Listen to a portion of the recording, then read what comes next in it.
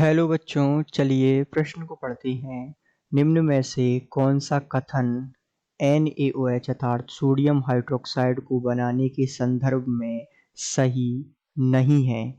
आपको जो कथन है वो विकल्पों के रूप में दिए हुए हैं। विकल्प ए है NaOH अर्थात सोडियम हाइड्रोक्साइड कास्टनर केल्नर सेल में सोडियम क्लोराइड के विद्युत अपघटन द्वारा किया जाता है। विकल्प बी है सोडियम धातु पारे से संयोग करके कैथोड पर मुक्त होकर सोडियम अमलगम बनाती है। विकल्प सी है क्लोरीन एनोड पर निकलती है। और विकल्प डी है अमलगम गर्म होकर Na व Hg को अलग करता है।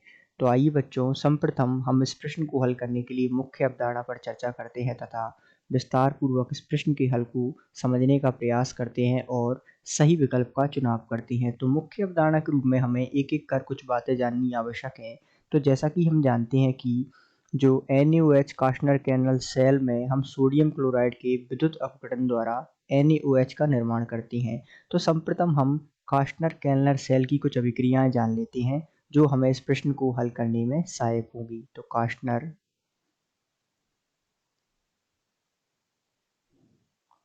कैलनर सेल की अभिक्रियाएं, तो इन अभिक्रियाओं को जानते हैं। तो सबसे पहले हम बात करते हैं जो है कैथोड पर होने वाली अभिक्रिया।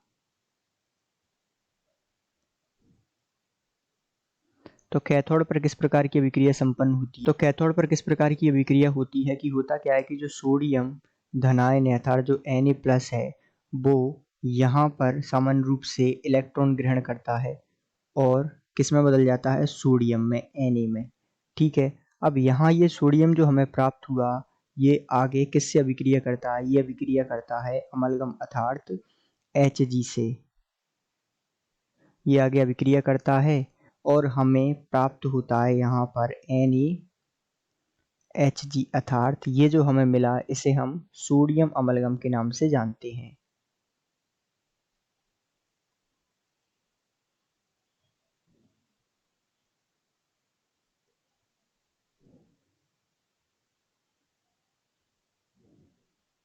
तो इस प्रकार ये अभिक्रिया कैथोड पर संपन्न हुई। अब आइए हम आगे चर्चा करते हैं एनोड पर होने वाली अभिक्रिया किस प्रकार संपन्न होती है।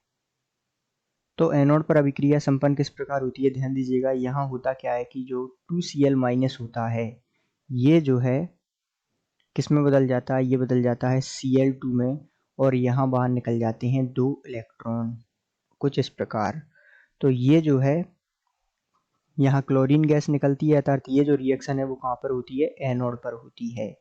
और आइए अब हम जो है विकल्पों को पढ़ते हैं और इस प्रश्न को ध्यान से समझने का प्रयास करते हैं। तो प्रश्न में हमसे कहा है कि जो NaOH कास्टनर केल्नर सेल में सोडियम क्लोराइड के विद्युत अपघटन द्वारा इसका निर्माण किया जाता है। ये बात जो है बिल्कुल सत्य है। हमने कुछ कास्टनर केल्नर सेल की अभिक्रियाएं देखी जिसके द्वारा हमने इस बात को पूरी तरह से समझा। तो ये तो कथन सही हो गया। हमें ढूंढना क्या है? सही नहीं है।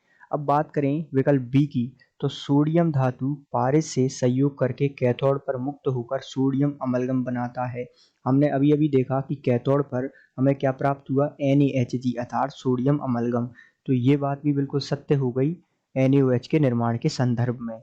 तो बात करें अब सी की, क्लोरीन एनोड पर निकलती है। अब ध्यान दीजिएगा, हमने अभी देखी एनोड की अभिक्रिया और यहाँ जो प्राप्त की हमने क्लोरीन, ये बात भी बिल्कुल सत्य स्थापित होती है कि क्लोरीन कहाँ प्राप्त होती है? हमें एनोड पर। तो ये बात भी बिल्कुल सत्य या सही है।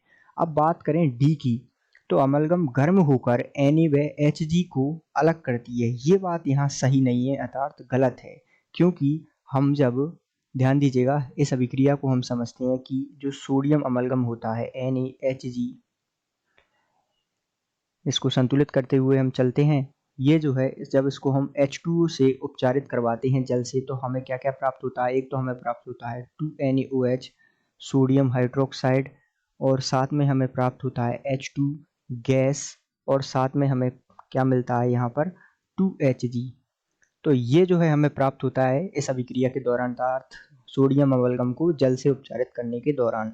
और इसमें कहा है जो कथन है वो पूरी तरह से गलत हो जाएगा। इस कारण से ए, बी, सी जो कथन है वो NaOH के संदर्भ में या इसके निर्माण के संदर्भ में बिल्कुल सही है, लेकिन हमें चुनना था जो सही नहीं है। तो सही नहीं कथन कौन सा है?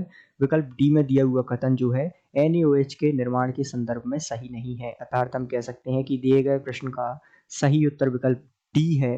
आशा करते हैं आपको समझ आया होगा। धन्यवाद।